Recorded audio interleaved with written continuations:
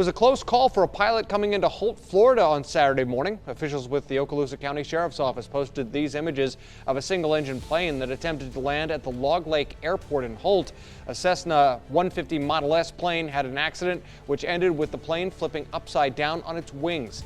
No one was hurt, and it's unknown where the plane was coming from or how many people were on board. An amazing story of survival. This is a pilot and his dog walking away from a plane crash tonight off the coast of Rancho Palos Verdes. LA County Fire says that the two managed to swim to safety after their plane went down into the waters there just before 5:30 this evening near the Trump National Golf Club. Firefighters say the small plane had a catastrophic mechanical failure. It is now completely submerged. Lifeguards trying to mark its location. FAA investigators are due out tomorrow. Good morning, Brea. Still a shocking scene out here in Nash County. You can see behind me that small plane still down in that grassy area there. A really surprising scene here. We've seen people all morning come over and take a look. People are taking pictures of this. I heard from one woman who lives nearby who told me that she has never seen anything like this in this area. A small single-engine plane was forced to make an emergency landing on Highway 287 in Boulder County today. The Boulder County Sheriff's Office says the plane was flying from Wyoming to the Denver-Boulder area, and then it had some mechanical issues. So the pilot made a safe emergency landing on Highway 287 just north of Niwot Road. A driver on the highway captured this picture. He says the plane landed right between him and the car behind him.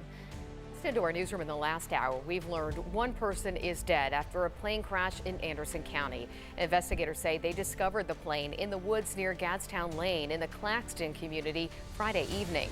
The Federal Aviation Administration also confirmed 2 people were on board, so we're still working to learn the condition of that second person.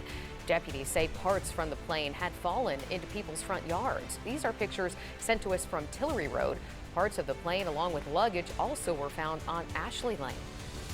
Deputies responded to the area, found those parts, found other parts. More calls came in that there were plane parts, luggage. We called for assistance.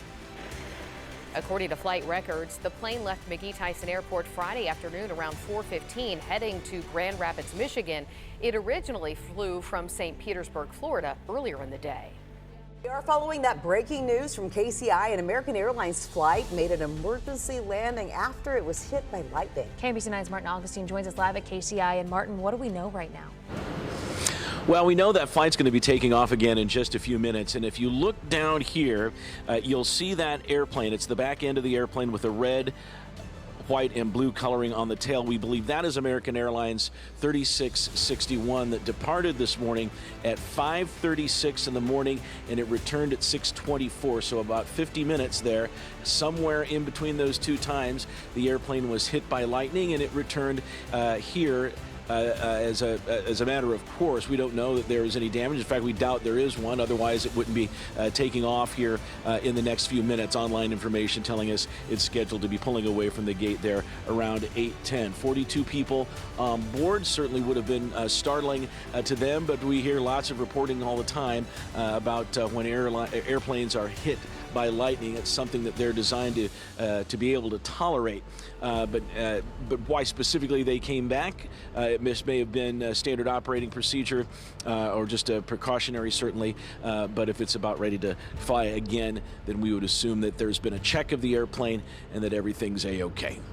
Reporting live, Martin Augustine, KMBC 9 News.